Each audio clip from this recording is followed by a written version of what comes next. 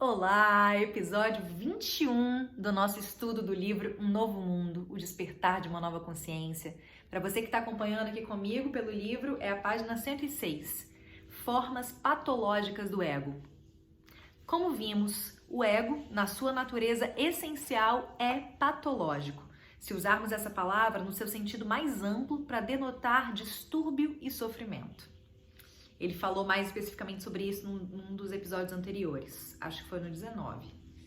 Muitos transtornos mentais são constituídos de traços egóicos idênticos aos que se manifestam numa pessoa normal. A diferença é que no caso da pessoa doente, eles se tornaram tão pronunciados que sua natureza patológica fica óbvia para qualquer um, menos para a vítima. Por exemplo, muitas pessoas normais, ele usa aqui a palavra normais, mas enfim, normais entre aspas, porque todo mundo é normal, né? Muitas pessoas normais, aliás, ninguém é normal, né? Mas enfim, vocês entenderam o que eu quis dizer.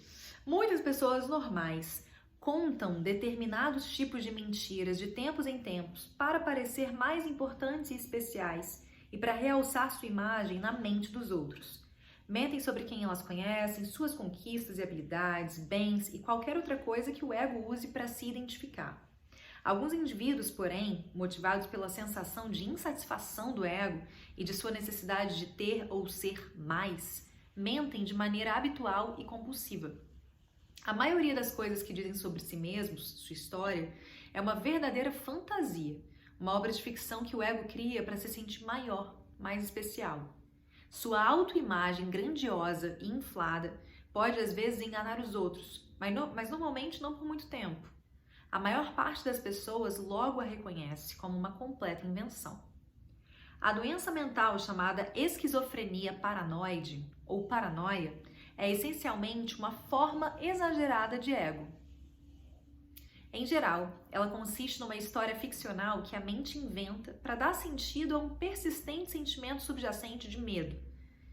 O elemento principal da história do portador desse mal é a crença de que determinadas pessoas, algumas vezes um monte de gente ou quase todo mundo, estão tramando contra ele ou conspirando para controlá-lo ou matá-lo. Como a história costuma ter coerência e lógica, por vezes faz com que os outros também acreditem nela. Há casos de empresas e países que têm sistemas de crenças paranoicos na sua própria base. O medo e a desconfiança que o ego tem das pessoas, sua tendência a enfatizar a alteridade, concentrando-se nas falhas e tornando-as a identidade do outro, ganham uma proporção maior e transformam todos em monstros desumanos. O ego precisa das pessoas, porém seu dilema é que no fundo ele as odeia e as teme. A afirmação de Jean-Paul Sartre, o inferno são os outros, é a voz do ego. Quem sofre de paranoia sente o inferno de maneira mais aguda. No entanto, todos aqueles que apresentam padrões egóicos ativos sentem-no num grau qualquer de intensidade. Quanto mais forte o ego, maior a probabilidade de vermos as pessoas como a principal fonte dos nossos problemas.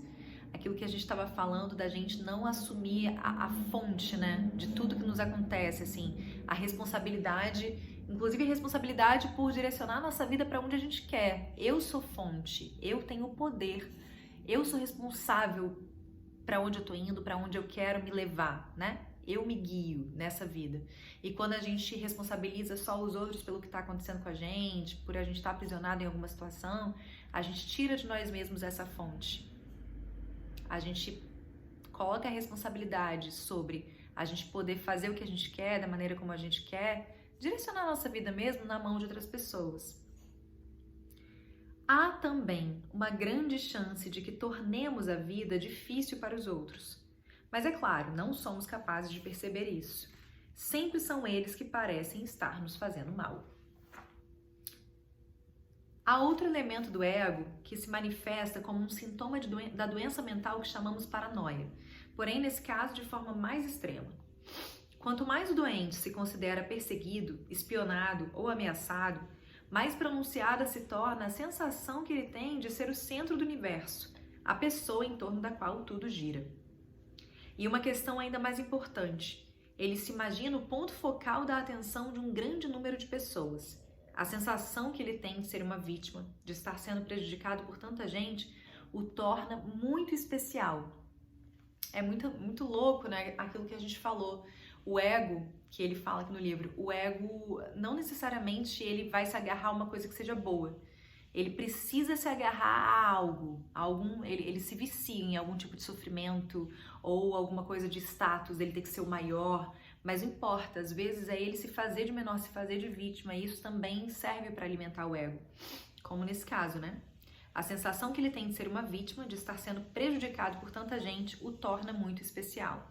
E o ego fica querendo manter isso, fica querendo proteger esse estado de vítima. Na história que constitui a base do seu sistema ilusório, ele geralmente se vê tanto no papel de vítima quanto no de herói potencial que vai salvar o mundo ou derrotar as forças do mal. O ego coletivo de tribos, países e organizações religiosas também costuma apresentar um forte elemento de paranoia, nós contra os maus. Isso é a causa da maior parte do sofrimento humano, como mostram os seguintes fatos: a Inquisição, a perseguição e queima dos hereges e bruxas, as relações entre países conduzindo à Primeira e Segunda Guerras, o comunismo em toda a sua história, a Guerra Fria, o macartismo nos Estados Unidos na década de 1950, o longo e violento conflito no Oriente Médio e todos os dolorosos episódios da história humana dominada por extrema paranoia coletiva. Essa coisa da gente ter que colocar alguém, um grupo de pessoas, como inimigo. E aí esse pensamento surge na cabeça, às vezes, de uma pessoa, e isso se torna uma verdade. E aí várias pessoas vão acreditando, até que existe um inimigo e a gente tem que ir contra ele, e isso causa guerras, causa tudo isso. Quanto mais inconscientes estiverem as pessoas, os grupos e os países, maior a probabilidade de que a patologia egóica assuma forma de violência física. É como se essa violência física fosse justificada, porque todo mundo sabe que realmente é importante ir contra essas pessoas. Isso nada mais é do que uma patologia coletiva do ego. A violência é um recurso primitivo e ainda muito disseminado que o ego usa para tentar se afirmar, para provar a si mesmo que ele está certo e o outro errado.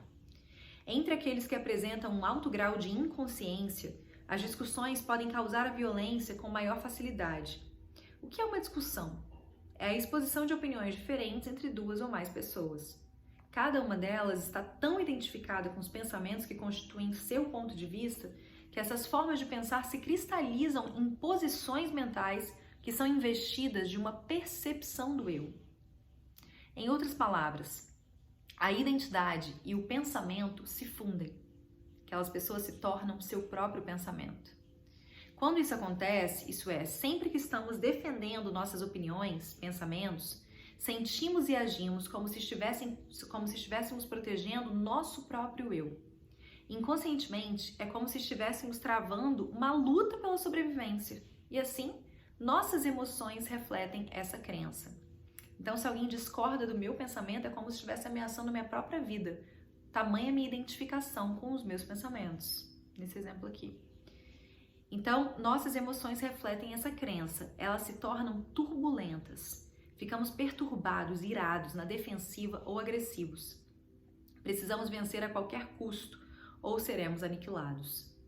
Essa é a ilusão.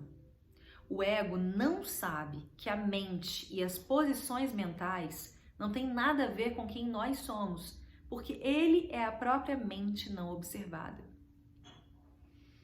No Zen se costuma dizer: não busque a verdade, apenas pare de cultivar opiniões.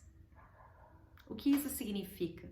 Deixe de lado a identificação com a mente. Assim, quem você é, além da mente, emergirá por si mesmo. Quem você é, além da mente, emergirá por si mesmo. O ser se apresenta, né? Se a gente parar de se identificar tanto com essa mente. Próximo tópico, o trabalho, com e sem a influência do ego. A maioria das pessoas tem momentos livres da interferência do ego. As que são excepcionais do que fazem podem permanecer completamente ou em grande parte livres dele, do ego, enquanto executam seu trabalho. Talvez elas não saibam disso, mas sua atividade se tornou uma prática espiritual. A maior parte delas se mantém no estado de presença enquanto trabalha e se retrai numa inconsciência relativa na vida privada. Isso significa que seu estado de presença ocorre durante o tempo que é destinado a uma área específica da sua vida. Conheci professores, artistas, enfermeiros, médicos, cientistas, assistentes sociais, garçons, cabeleireiros, empresários e vendedores que realizam seu trabalho de modo admirável e sem nenhuma busca pessoal, respondendo a qualquer coisa que o momento exija. Estão em estado de presença, né? Eles se tornam um só com o que fazem, com o agora, com as pessoas e com a tarefa que executam. Sua influência sobre os outros supera a função que desempenham. Ocorre uma suavização do ego em todos com quem entram em contato. Eles ajudam não só eles mesmos, como eles ajudam as pessoas com quem eles entram em contato, né? Suaviza o ego deles e dessas pessoas com quem eles interagem. Algumas vezes, até mesmo indivíduos com um ego muito forte relaxam, baixam a guarda e param de interpretar seu papel quando interagem com essas pessoas. Não surpreende que elas sejam extraordinariamente bem-sucedidas no que fazem. Qualquer um que alcance a unificação com seu trabalho, ai que lindo! Qualquer um que alcance a unificação com seu trabalho está construindo uma nova terra. Isso tem a ver com missão, né? Com estar desempenhando seu propósito de verdade. Conheci também muitos outros profissionais que podem ser tecnicamente bons no que fazem, mas cujo ego sabota seu desempenho de forma constante. Apenas parte de sua atenção é fixada no trabalho que realizam, a outra parte é voltada para si mesmos. Seu ego exige o reconhecimento pessoal e desperdiça energia com ressentimento quando não obtém o suficiente e nunca é o bastante. Será que alguém está conseguindo mais reconhecimento do que eu? Isso é tão comum. Outras vezes, o foco da atenção dessas pessoas é o lucro ou o poder, e sua atividade nada mais é do que um meio para alcançar esse fim. Nesse caso, seu desempenho não pode ser de alta qualidade. Quando surgem obstáculos ou dificuldades no trabalho, nas ocasiões em que as coisas não correm de acordo com a expectativa, sempre que pessoas ou circunstâncias não são favoráveis ou cooperativas, elas não procuram formar imediatamente um todo com a nova conjuntura e responder às exigências do momento. Ao contrário, reagem contra a situação e assim se separam dela. Essa coisa de se separar é tipo, em vez de eu tentar me integrar a essa situação para entender a melhor maneira de solucionar ela, de dissolver, não, ela reage à situação e se separa da situação. Aí fica mais difícil. Existe um eu que se sente ofendido ou ressentido. Com isso, uma enorme quantidade de energia é queimada em protesto ou raiva inútil, quando poderia ser usada para resolver a questão, caso não fosse mal empregada pelo ego. Mais do que isso, essa anti-energia cria novos obstáculos, nova oposição. Muitos indivíduos são, de fato, seu pior inimigo. Sem saber, as pessoas sabotam o próprio trabalho quando se recusam a prestar ajuda ou informações aos outros, ou tentam prejudicá-los para que não alcancem mais sucesso ou crédito do que elas. A cooperação é estranha ao ego, a não ser quando existe uma intenção oculta, uma agenda escondida, um interesse escondido ali. Vou ler de novo. A cooperação é estranha ao ego, a não ser quando existe uma intenção oculta. Ele não sabe que, quando incluímos as pessoas, as coisas fluem mais suavemente e chegam até nós com mais facilidade. Tudo é uma coisa só, né? Se a gente ajuda as pessoas, se a gente compartilha os nossos conhecimentos, o que a gente aprendeu, isso volta multiplicado. Se prestamos pouco ou nenhum auxílio aos outros, ou colocamos obstáculos em seu caminho, o universo, na forma de pessoas e circunstâncias, nos proporciona pouca ou nenhuma ajuda, porque nos separamos do todo.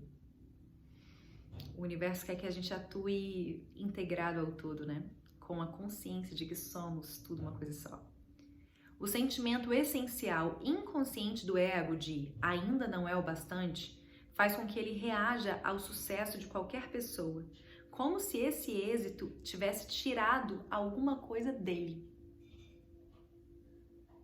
Como se o sucesso da outra pessoa tivesse tirado alguma coisa dele. Ele ignora o fato de que seu ressentimento em relação à conquista de alguém restringe suas próprias possibilidades de ser bem-sucedido. Para atrair o sucesso, precisamos ser receptivos aonde quer que o vejamos. Para atrair o sucesso, precisamos ser receptivos aonde quer que o vejamos. Se a gente quer atrair o sucesso, a gente precisa celebrar o sucesso aonde quer que a gente enxergue ele. O sucesso de qualquer pessoa, de qualquer situação, de qualquer estabelecimento, de qualquer... A gente precisa celebrar esse sucesso. Aí a gente entra em ressonância com essa frequência sucesso e atrai ela pra gente também. Obrigada pela companhia. Até amanhã.